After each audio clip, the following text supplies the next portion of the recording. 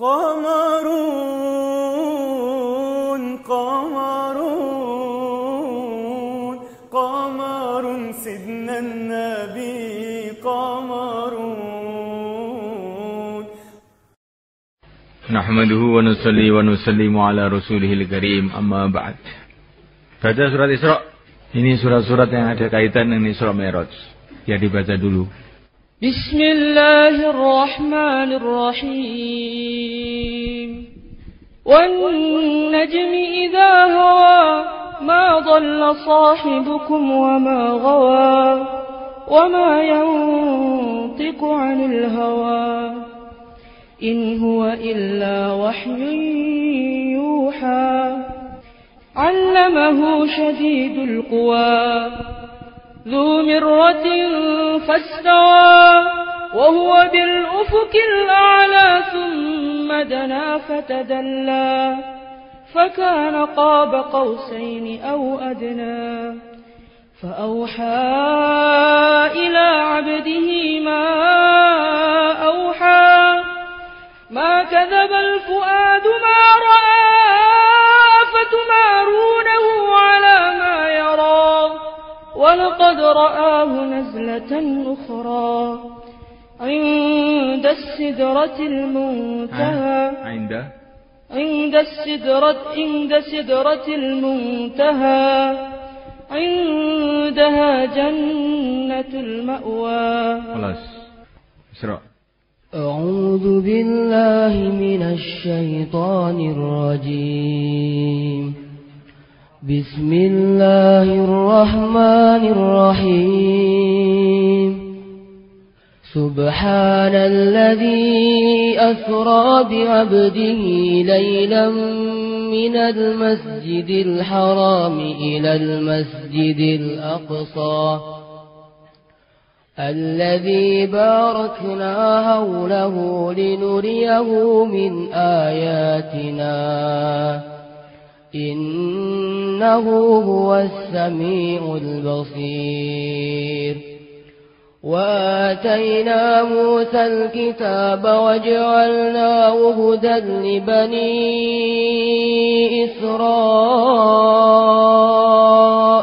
ألا تتخذوا من دوني وكيلا ذرية من حملنا مع نوح إنه كان عبدا شكورا. Santri-santri semua, Isra Mi'raj ini satu kejadian yang belum pernah terjadi kepada siapapun manusia, termasuk para nabi, para rasul sebelum yang mulia baginda Muhammad SAW. Bahkan kejadian ini terjadi untuk baginda Nabi cuma sekali saja. Ini satu kejadian besar, mukjizat besar yang dengannya Allah telah istimewakan yang mulia baginda Muhammad SAW. Isra ini adalah perjalanan dari Masjidil Haram ke Masjidil Aqsa. Mi'raj ini adalah perjalanan dari Masjidil Aqsa naik sampai Sidratul Muntaha. Tempat yang sudah tidak mungkin ada makhluk bisa naik ke atas lagi. Notok sudah. Namanya Muntaha, sudah notok. Khusus sudah istilah kalau di sini. Ya. Notok. Kelasnya yang notok, bukan orangnya. Kalau orangnya mungkin juga nggak paham. Ya. Tetapi sebelum kejadian besar ini saya ceritakan kepada kamu, kamu perlu memahami dan merenungi kronologi tahapan-tahapan terjadinya kejadian itu. Kejadian ini terjadi di akhir-akhir baginda Nabi SAW di Makkah Al-Mukarramah. Setelah baginda Nabi SAW diperintahkan oleh Allah untuk memperjuangkan agama ini, menyampaikan la ilaha illallah kepada seluruh manusia, beliau telah menghadapi tantangan-tantangan besar dari segala arah. 13 tahun di Makkah Al-Mukarramah ini penuh dengan tantangan. Di akhir-akhir 13 tahun itu, saking beratnya tantangan di Makkah, baginda Nabi telah pergi ke Taif dengan harapan orang-orang Taif ini akan lebih lembut dari orang-orang Mekah. Orang Taif ini juga masih ada hubungan famili juga dengan Rasulullah alaihi salatu wassalam. Tinggal mereka ada di gunung, udaranya sejuk, tidak seperti di Mekah. Barangkali menurut pandangan sebagian orang ini, orang-orang yang tempatnya di gunung-gunung, tempatnya sejuk, lebih tenang pikirannya, lebih tenang hatinya daripada yang di Mekah yang panas ini. Karena orang itu kalau udaranya panas itu suka marah terus biasanya itu. Tapi ternyata orang gunung ini tidak jauh juga dengan orang Mekah. Bahkan lebih keras. Nabi dakwah di sana. Pertama kali beliau datang ke tokoh-tokoh Taif. Seluruhnya menolak. Bahkan mereka menggerakkan wanita-wanita, anak-anak kecil untuk melempari batu Rasulullah SAW. Sayyidul makhlukat, Sayyidul anbiya, kekasih Allah, dilempari batu. Sedangkan Jibril alaihissalam itu selalu mendampingi beliau di mana saja beliau pergi. Apalagi kok Nabi, ada seorang sahabat namanya Hasan, Nabi mengatakan Hasan ini didampingi Jibril kemana-mana. Selagi dia masih membela Nabi Allah. Bagaimana nabinya itu? Yang membela Nabi aja didampingi Jibril. Bagaimana nabinya? Semua ini adalah pelajaran buat kita. Memang agama ini mahal. Cuman itu aja. Agama ini mahal. Sehingga Sayyidul Makhlukat pun, Sayyidul Anbiya pun perlu berkorban demikian besar. Demi untuk agama ini. Karena agama itu apa toh? Agama itu mencari ridho Allah. Bagaimana tidak mahal? Nah, mulaikan Allah SWT sampai Nabi berdoa dengan doa yang sangat-sangat menyentuh hati bagi orang yang membacanya. Ilaika ashku dha'fa quwwati wa qillata hilati wa hawani 'alan nas. Ya Allah, hanya kepada Engkau aku mengeluhkan keadaanku. Habis usahaku, lemah kekuatanku. Hina aku di depan manusia. Tetapi ya Allah, asalkan Engkau tidak marah kepada aku tidak peduli, kata Nabi. Asalkan Engkau tidak marah kepada aku tidak peduli. Ya Allah, aku ini mau diserahkan kemana? Akan Engkau serahkan kemana aku ini? Akan Engkau serahkan kepada orang Mekah yang akan menguasai aku? Ataukah aku akan diserahkan pada orang Taif yang bersikap kasar kepada aku? Asalkan Engkau tidak marah, aku tidak peduli. Ini di antara doa-doa Rasulullah pada waktu itu. Sampai malaikat-malaikat pun telah dikirim oleh Allah. Mereka mengatakan kepada baginda Nabi, ya Rasulullah, kalau Engkau mau orang Taif dihancurkan, kami akan hancurkan orang Taif ini. Tapi beliau mengatakan tidak. Kalau mereka tidak mau menerima Islam, saya berharap anak cucunya ada yang menerima Islam. Orang Taif tidak ada yang menerima. Kecuali satu orang saja, seorang budak. Yang ketika Nabi keluar dari Taif itu, berjumpa dengan Nabi di kebun kurma yang namanya Ad-Das. Masuk Islam. Satu orang saja. Seorang budak lagi. Maka kalau kita ini dakwah, tokoh-tokoh tidak mau nerima, orang-orang kaya nggak mau nerima, yang terima orang bodoh, penggembala kambing, kita jangan kecewa. Dulu Rasulullah begitu juga, tokoh-tokoh tidak mau masuk Islam, wanita-wanita mencibir, satu budak telah masuk Islam. Tapi akhirnya seluruh orang Taif tanpa kecuali masuk Islam semua. Setelah itu. Bukan langsung, setelah lama. Itulah bila usaha itu ikhlas. Itulah bila usaha itu diterima oleh Allah. Walaupun kelihatannya tidak diterima oleh manusia, kalau sudah diterima oleh Allah, satu saat itu akan tumbuh. Tapi usaha, walaupun kelihatannya diterima oleh orang-orang, diterima oleh raja-raja, diterima oleh masyarakat, kalau tidak diterima oleh Allah, amazabadu fayadhabu jufa'a. Nanti itu seperti buih, tahu-tahu hilang, nggak ada gunanya apa-apa.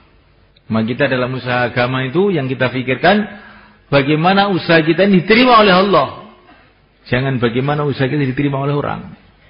Rasulullah ditolak di Taif, tapi diterima oleh Allah. Akhirnya semua orang Taif masuk Islam. Bahkan dari Taif itulah keluar dai-dai, pejuang-pejuang, termasuk Muhammad bin Qasim yang mengislamkan Pakistan dan sekitarnya, yang akhirnya merembet-rembet, nular-nular sampai ke Jawa ini. Kemudian Rasulullah dengan penuh duka, sedih. Dalam beberapa riwayat Rasulullah mengatakan, saya tidak pernah merasakan kepedihan hati melebihi ketika di Taif. Saking sedihnya Rasulullah itu, sampai Rasulullah itu berjalan berkilo-kilometer itu tidak terasa, saking sedihnya itu. Maka beliau sholat subuh di satu tempat yang nama Wadin Nakhil. Tidak ada temannya kecuali satu orang saja, Zaid ibn Harithah radhiyallahu ta'ala anhu, yang menemani beliau mulai berangkat ke Taif. Di situ Rasulullah mulai dikasih bagian-bagian keberhasilan yang telah beliau buat di Taif. Beliau sholat situ, ternyata habis sholat itu yang makmum banyak ternyata itu. Ternyata bukan dari bangsa manusia, dari bangsa jin. Seolah-olah Allah memberitahu kepada nabinya Muhammad, kamu jangan sedih ditolak oleh manusia. Makhluk saya itu banyak. Kalau manusia enggak mau, ini loh saya datangkan jin untuk ikut sama kamu. Qul uhiya ilayya annahu istama'a nafarun minal jinni wa qalu inna sami'na qur'anan ajaba. Dan jin-jin itu pada masuk Islam. Kemudian Rasulullah ke Mekah, balik ke Mekah. Maka ternyata ini kerja di Taif itu ajib itu. Kelihatannya itu kerjanya di Taif, tapi di Mekah terjadi perubahan-perubahan. Yaitu orang-orang Madinah musim haji pada datang ke Mekah. Dan mereka masuk Islam. Dan mereka baiat kepada Nabi, namanya Baiatul Aqabah. Terus Islam berkembang, bertambah di Madinah. Ini Nabi di bumi mulai dikasih hadiah-hadiah. Jin masuk Islam, orang-orang Madinah pada masuk Islam, tapi masih sedikit-sedikit.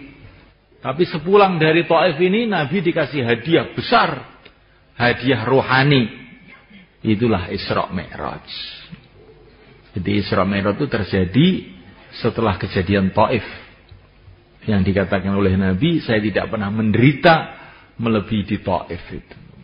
Maka inilah yang dikatakan oleh para ulama al-musyahadah ba'dal mujahadah. Orang itu bisa menghadap kepada Allah setelah dia berkorban. Al-musyahadah menghadap pada Allah, ba'dal mujahadah setelah mujahadah. Nabi mujahadah di Taif habis-habisan, belum pernah terjadi seperti di Taif itu. Maka setelah itulah Nabi diangkat ke langit, menghadap langsung kepada Allah. Tapi ini harus paham ini, Rasulullah naik ke langit itu bukan karena Tuhan itu di langit, bukan begitu. Allah SWT carikan tempat yang sesuai untuk kejadian itu. Kalau Allah mau menghadapkan hambanya kepadanya di bumi pun Allah berkuasa. Di langit karena apa? Nah, untuk supaya Rasulullah itu mendapatkan suasana yang sangat istimewa untuk pertemuan yang sangat istimewa pula ini. Naik beliau dari Makkah ke Masjidil Aqsa. Beliau di situ sudah melihat macam-macam keadaan. Macam-macam keadaan. Perjalanan dari Masjidil Haram ke Masjidil Aqsa itu sudah melihat macam-macam itu sebelum naik ke langit. Subhanalladzi asra bi 'abdihi laila minal Masjidil Haram ilal Masjidil Aqsa linuriyahu min ayatina. Jadi dalam perjalanan Isra itu Nabi melihat macam-macam hal. Di antaranya dalam perjalanan itu ketika Nabi berjalan dengan Jibril alaihissalam dengan mengendarai buruk, maka ada panggilan dari sebelah kiri. Muhammad, berhenti. Tapi Rasulullah tidak mau noleh, terus saja. Maka Jibril mengatakan, selamat ya Rasulullah. Apa itu tadi? Itu panggilan dunia ya Rasulullah. Kalau engkau tadi noleh, umat kamu akan tergila-gila dengan dunia semua. Tidak ada yang mau agama. Ini pelajaran. Seumpama Rasulullah noleh, umatnya akan tergila-gila dengan dunia semua. Jadi, fikir, hati orang yang bertanggung jawab agama ini akan mempengaruhi umat. Semua Rasulullah noleh, umatnya akan sesat. Maka kita ini kalau ingin supaya umat ini baik, pertama kali kita ini jangan sekali-kali noleh ke dunia, ingin jadi pegawai negeri, ingin ijazah, ingin ini. Kalau santri kalau sudah noleh, ini seperti itu tadi, nanti umatnya ini akan rusak. Maka kalau ada santri tamat aliyah kok pamitan, itu saya sedih, wah ini noleh ini. Noleh dipanggil dunia. Mau apa? Mau kuliah. Wah, bukan hanya noleh itu, pengeng itu lehernya. Jadi kaku itu nanti. Rasulullah jalan terus, ada yang manggil di sebelah kanan. Muhammad, Muhammad, Muhammad. Rasulullah terus saja. Selamat ya Rasulullah, kata Jibril. Tuhan kok tidak noleh. Apa tadi itu? Setan. Ya. Setan. Seumpama Tuhan tadi noleh, umat engkau akan ikut setan semua. Enggak ada yang mau agama. Nah ini loh. Nolehnya Rasulullah itu bisa akibatnya panjang. Sekarang Rasulullah tidak ada. Tapi ada waris-warisnya Rasulullah. Yaitu orang-orang ahli agama ini. Orang ahli dakwah. Orang ahli ilmu. Ini waris-warisnya Rasulullah memang. Dakwah itu dari mana? Dari Rasulullah. Ilmu dari mana? Dari Rasulullah. Nah, kalau waris-warisnya Rasulullah itu noleh ke dunia, noleh, atau noleh kepada panggilan-panggilan setan tadi itu, la haula wala quwwata illa billah, bisa bahaya. Tapi ini macam-macam riwayat dalam masalah ini. Ada yang mengatakan panggilan kiri itu panggilan Yahudi, panggilan kanan panggilan Nasrani. Kalau engkau noleh kiri, umat kamu jadi Yahudi semua. Kalau ke kanan, umat kamu noleh Nasrani semua. Wallahu alam. Yang jelas itu untuk menghadap kepada Allah Subhanahu wa taala itu, Nabi itu dikasih taufik oleh Allah tidak noleh kemana-mana. Ringse itu aja. Ada riwayatnya perlu dicek nanti. Untuk bisa menghadap kepada Allah, jangan noleh kemana, lurus menghadap kepada Allah. Jangan menoleh ke dunia, jangan menoleh bicara-bicaranya setan, jangan menoleh kemana-mana. Tawajuh total kepada Allah. InsyaAllah mulai kan?